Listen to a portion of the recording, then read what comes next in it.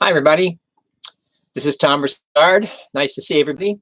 We're talking today about, again, it's in this series, the series being aphasia awareness. The first one was stroke coordinators. This is people with aphasia. The next one will be speech language pathology. And we're going to be talking about aphasia awareness in terms of how we all come together to understand what we do have about aphasia awareness or what we don't have. So really coming together from our different perspectives. Um, in this case, obviously, people with aphasia, we know a lot about aphasia. We're well aware about aphasia. um, the but again, providing other people with different perspective from our perspective about what they are seeing themselves based on their perspective. I know we get a little confused sometimes, but the issue is, as we mentioned before, that the healthcare community, hospitals, um, don't know much about aphasia, even though they think they do know a lot about, quote, the word aphasia, but they don't know what it is from the people who have it. And as a result, there's not a lot of talk about aphasia within the healthcare community. So we're going to talk about that. Um, uh, and it starts really with me. Almost all the time, it starts with my own story that leads us into having other people contribute.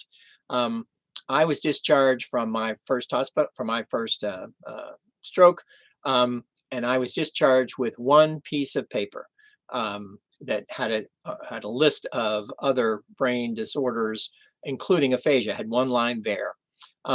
But other than that, those 6 days I was there, even though I'd been assessed by an SLP, there was no discussion. Of course, I only saw her one time, but there was no discussion about aphasia with any of the nurses and doctors and the folks that I'd seen over those 6 days.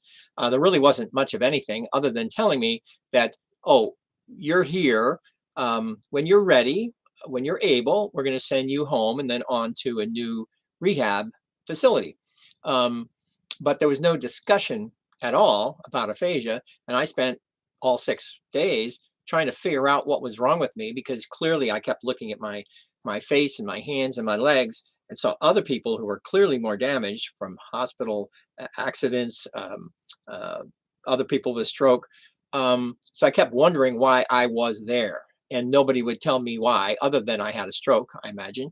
But they didn't tell me about aphasia since I couldn't communicate. They didn't want to engage with that problem about my difficulty being able to speak. And of course, me on the inside, I really didn't know. When I said anything, I just assumed it was fine. Um, but that's how it all really got started. And then as I got better now and talking with other people with stroke and aphasia, have found out that other people had the same thing, that nobody really talked to them about aphasia, including their own speech therapist. In this particular one, there's a long quote here in the article, but it ends with one of my friends. And she said, then I asked her, because it's been years later, she didn't know she had aphasia for years, and finally found out she had aphasia, and then finally got a speech therapist, and went to get treatment. But even after being with her for some amount of time, she never talked about aphasia. It just showed up in a report from the hospital years before. So she says here that I asked at my next speech therapy appointment, I said, why didn't you tell me I had aphasia?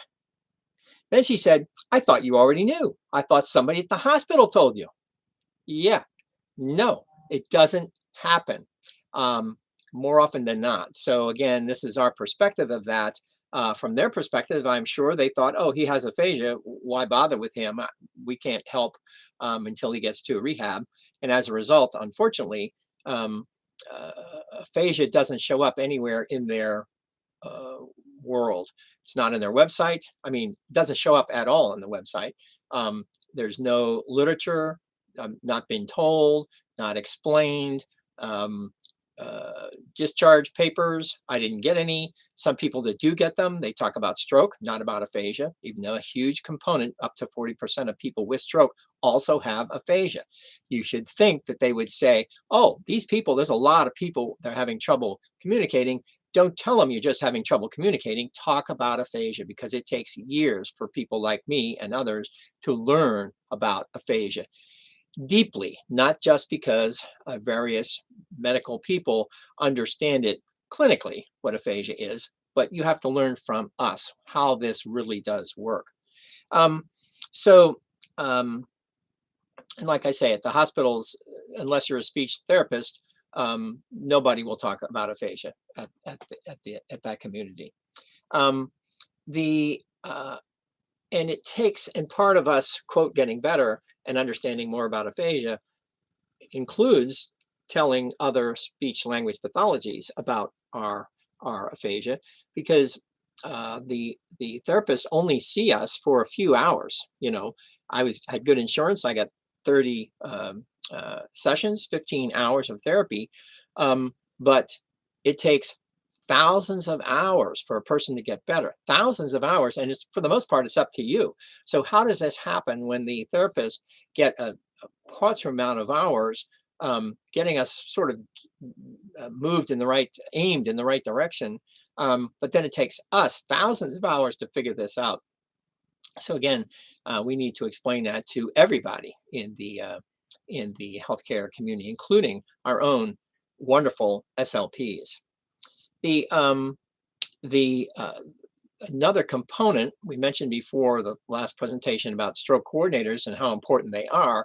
Part of that is because they help set up the stroke care continuum, and the people that are discharged ought to get information about stroke and aphasia, because an awful lot of people who are discharged to home um, unfortunately stay at home and don't avail themselves of any additional therapeutic opportunities. And as a result, they are now at home, never knowing about aphasia, have aphasia, but no one was ever given it to them. And then, yes, if you've heard that word once or twice, in my case, I wouldn't have known what that was. My family would have said, I don't know what this thing aphasia is, even if you looked it up. Um, and again, you're on your own. So you do have to get that kind of information at the beginning, and the stroke coordinators are very helpful for that.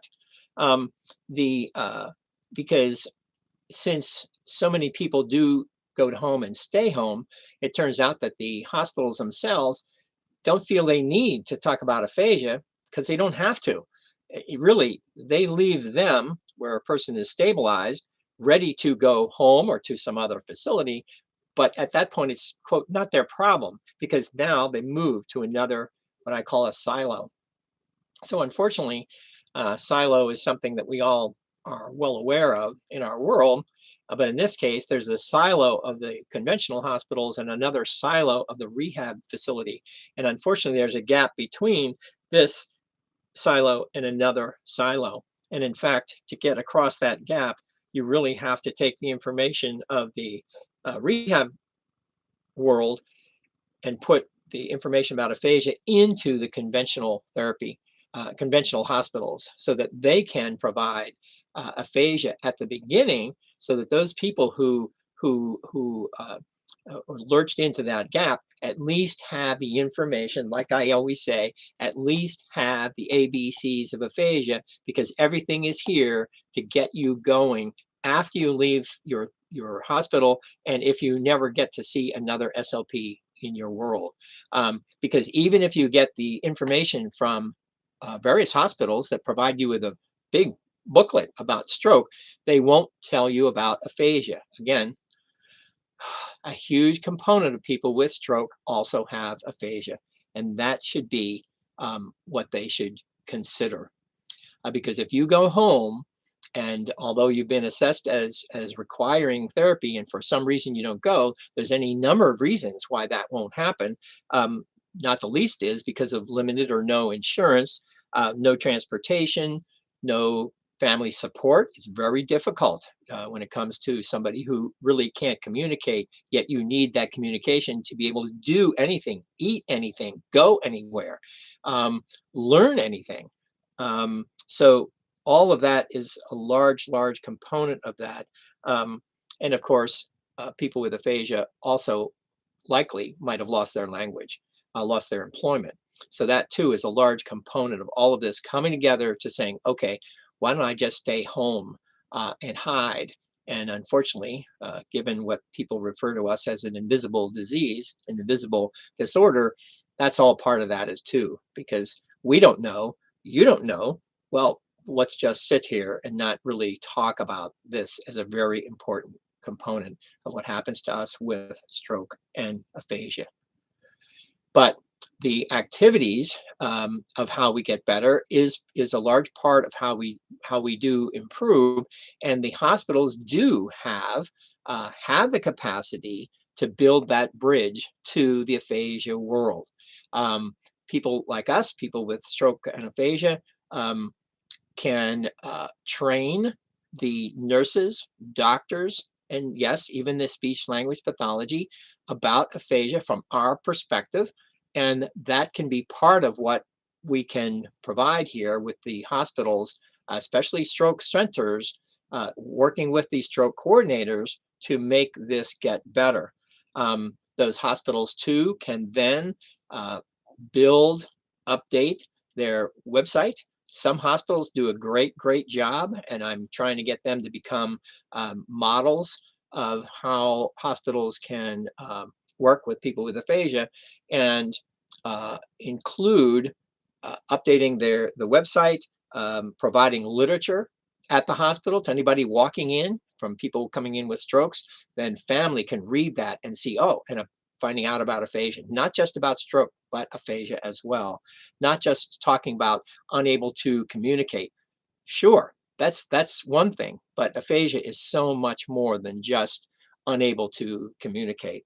Um, the literature I mentioned, and especially the discharge materials, which is also very important, and why we have to tell the hospitals, the stroke coordinator has the responsibility to help provide the discharge material at the time of discharge, and also, of course, the uh, uh, educational with the community so that they continue to learn about not just about stroke and the physical component of it, but about aphasia too, and all of the different facts, all the different angles of what aphasia is, whether it's a expressive or receptive or any number of other things about aphasia. Because if we continue to not do any of this, in another 10 or 20 years from now, um, and that the wider public will continue to not know much about it, it will remain that way. And with the thousands, hundreds of thousands of people with stroke and aphasia will remain home alone and unable to understand what that new world is, because unfortunately, a large portion of that world who work in that community still won't provide the information from the start. And we have to do that. It has to be done. It cannot remain this way. So I mentioned this is a series. The last one was the stroke coordinators. They're very important. Number two are the people with aphasia themselves, who are now, after years, this takes years for us to be able to now express, not just to us and other people with aphasia, but to express to the healthcare community that, yes, it takes us years to explain to you what you need to do now to save all these people from going for a decade, to begin to understand why it's so important that people at the point of discharge begin to understand what aphasia is, not wait for years. Mentioned in my case, I was assessed at that hospital. I didn't get that report. It was 2 years later when I actually began to understand, oh, I need to know more about this thing called aphasia, and had to request that report from the hospital and had it mailed to me. That just doesn't work. So this care continuum, clearly, I'm not going to say it's broken, but it has a lot of bumps in the road and potholes in the road, and we need to work on that. Otherwise, it will continue to be who we are today, still not knowing about this disease that most people have no idea about it. thank you again. I will be back with you again once I have the next article about the speech language pathology themselves, um, and how they too can hugely improve this care community, that they begin to see what they otherwise really hadn't seen before. I don't know how many speech language pathologies have been asked, oh, what's on your website about aphasia, in your website at your hospital? And the answer is, I never looked. And if I did, you would see it's not there. Anyhow, I will see you soon. Take care of yourselves and have a great year as school gets back together. Take care of yourselves. Bye-bye.